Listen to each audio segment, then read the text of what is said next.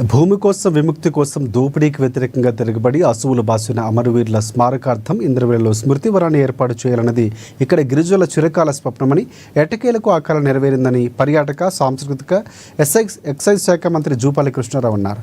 గురువారం ఆదిలాబాద్ జిల్లా పర్యటనలో భాగంగా ఇంద్రవెల్లిలోని అమరుల స్తూపాన్ని ఆయన ప్రారంభించారు. సీఎంగా అధికారిక పగ్గాలు చేపట్టిన వెంటనే ఇంద్రవెల్లి అమరవీరుల స్తూపాన్ని స్మృతివనంగా గుర్తిస్తూ ఉత్తర్వులు జారీ చేశారని, అవసరమైన నిధులు కూడా వెంటనే మంజూరు చేశారని గుర్తు చేశారు.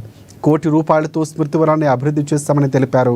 ఈ స్మృతివనం వద్ద ఏటా ఆదివాసీ అమరులకు స్వేచ్ఛా వాతావరణంలో నివాళులు అర్పించుకునేందుకు ప్రభుత్వం అవకాశం ఇచ్చిందని చెప్పారు మంత్రి.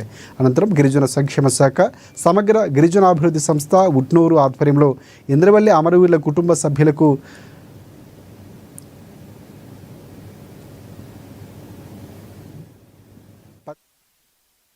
సంవత్సరం సరే దురదృష్టకరం జరిగింది. ఆనాడు ఉన్నటువంటి పోరాటంలో భాగంగా భూమి కోసం ముక్తి కోసం కింద మరి ఆ సంఘటనను ఎవరైనా ఎప్పటికి కూడా అది మర్చిపోలేనటువంటి ఒక దుష్ట సంఘటన.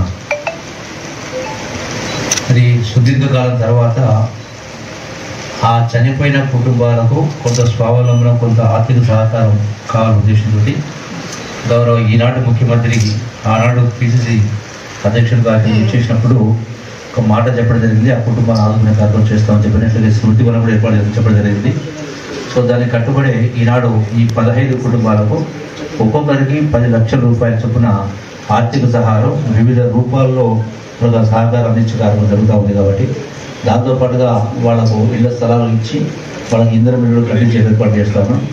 ఇంతటితో కాకుండా ఇంకా భవిష్యత్తులో కూడా రకరకాల అవకాశాలు వస్తాయి, ప్రభుత్వ స్కీమ్స్ వస్తాయి. అందులో ప్రతి స్కీమ్లో కూడా వాళ్ళని భాగస్వామ్యం చేసి ఆ కుటుంబాన్ని ఆదుకునే కార్యక్రమం చేస్తూ ఉంటాయి.